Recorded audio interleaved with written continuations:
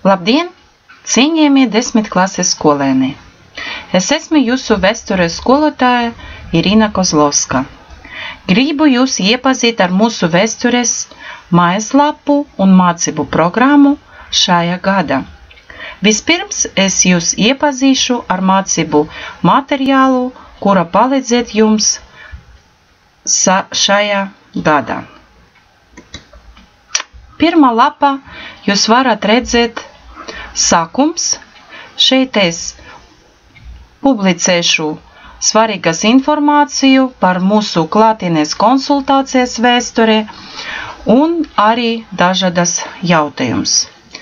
Lejā jūs redzat fórums, kur jūs varat arī atbildēt un sūtīt man kaut kādas ziņas, un arī šeit ir ziņa skolotājiem. Arī šeit jūs redzat vērtējumu grāmata, pēc tam es par viņu pastāstīšu. Ziņa skolotājiem tas ir ļoti svarīgs moments, un jūs varat sūtīt man savas ziņas, un mēs kopam risinājam mūsu problēmas. Lai jūs redzat bloki. Pirmais bloks tas ir pamats informācija, un tālāk jūs redzat 4 bloki pirmajā semestrī. Tas ir tēmas vēstures teorija, aizvēsture, senie austrumi un sena Grēkija. Katra tēmā mēs iemācījāmies katra mēneši. Vēstures teorija būs septembrī, oktobrī, novembrī un decembrī. Pēc tam būs obligātais pārējais 2. semestris tests. Šo testu jums vajag izpildīt visiem, lai iet tālāk. 2. semestra. 2. semestra iekļuvā 5 blokus, jūs redzat. Tas ir sena Roma janvārī, agri viduslaiki, tas ir februārī, kristiecības izcelsmē, tas ir mārts islāms, tas ir aprīlis un maijs attīstīti viduslaiki. Tālāk. Jūs redzat ievads vai pamatinformāciju. Šeit atrodas mani kontakti un ļoti svarīga informācija par Open Meeting konsultācijas, kuras būs katru otrdienu, katra mēneša beigumā no 13:00 līdz 14:00. Un arī es organizēju skolā klātienes konsultācijas sestdienā no 11. līdz 12. dienā. Arī katra mēneša beigumā sestdienā. Šeit atrodas Skype adrese Lord German 13. Ejam tālāk. Jūs redzat pirmā bloka piemēru, 1. semestris, septembris, tēma nosaukums, kas ir vēsture. Viņā iekļuvā 5 nodarbības. Vēstures zinātnes raksturojums, vēstures attīstības teorijas, laika skaitīšana, vēstures laikmetu raksturojums. Katrs nodarbības veids arī iekļuvā pārbaudes veidu vai pārbaudes veids. Tas ir jautājumi. Katrs jautājums dod jums punktu skaits. Kopā visas nodarbības dod jums 50%.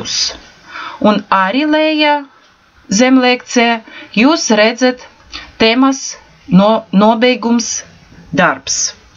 Tēmas nobeigums darbs, piemēram, šajā tēmā ir eseja un test. Kopā viņi dod arī 50%. Tā izskatās katrs bloks. Viņam ir tēma, nodarbība, pārbaudes veids un punkts. Jūs varat izpildīt tikai lekciju un jau dabūjiet 50%, 5, tas ir atzīme, ja? Un var izpildīt tikai tēmas noslēgumu darbu. Un arī dabūjiet 50%, ja visas uzdevumus izpildiet, ja? Un arī dabūjiet 5. Ja jūs izpildiet lekciju un pārbaudes darbu, tad jūs kopā dabūjiet 100% un var dabūt arī ļoti augstāku atzīmi. Ejam tālāk. Tālāk es gribu jums piedāvāt, kā izskatās pārējā otrais semestris tests. Viņš atrodas šeit lejā, jūs redzat, ja? Un šeit pirms ko dara. Ja? Nu, vispirms jums vajag apskatīt sava semestra vērtījumu par pirmo semestri. Ja? Pēc tam atveriet testu pārējā otrais semestri. Izpildīt viņu un, kā es viņu pārbaudīju, ja, jūs varat iet tālāk. Nu, piemērs arī, kā izskatās tēma otrajā semestrī. Jūs redzat, kā tāpats, kā pirmajā semestrī, ja? Šeit ir tēma nosaukums, nu, piemēram, tas ir Sena Roma. Viņa iekļuva arī 7 nodarbības, un viņa šeit ir. Un arī pārbaudes veidi un punktu skaits. Zem lekcija jūs redzat tēmas noslēgumā darbs. Tas ir tests. Un arī 50%. Jūs varat iet tālāk otrajā semestrē, ja jūs izpildiet iepriekšējā pārējā otrais semestrs tests. Tālāk. Nu, kā izskatās lekcija? Tas ir nosaukums lekcijā. Šeit jūs redzat lekcijas menu, nodarbības veids. Un šeit ir mācību materiāls. Mācību materiāls ir dažāds.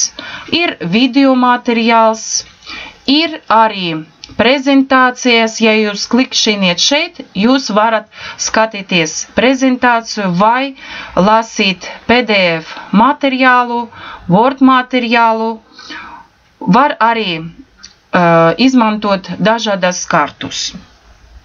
Zem lekcija šeit atrodas kontrol jautājums, uz kuru jums vajag atbildiet, un pēc tam jūs varat iet tālāk uz nākošā lapu. Šeit atrodas vērtējuma grāmata. Kā viņa izskatās? Katra semestrī mēs redzam ir bloki. Tas ir pirmais bloks, otrais bloks un tā tālāk. Katra bloka, kā jūs redzat, ir lekcija un tēmas noslēgumas darbs. Jūs šeit redzat procentus un šeit būs jūsu vērtījums. Atkal jūs redzat šeit maksimālais vērtījumu skaits visiem nodarbībām ir 10 un šeit procenti, kuru jūs dabūjat, ja izpildiet šo uzdevumu. Ja? Un šeit būs jūsu gala vērtējums par šo bloku. Šeit būs vērtējums un šeit būs procentu skaits. Un tā tālāk arī otrai semestri. Paldies par uzmanību, veiksmīgu mācību gadu!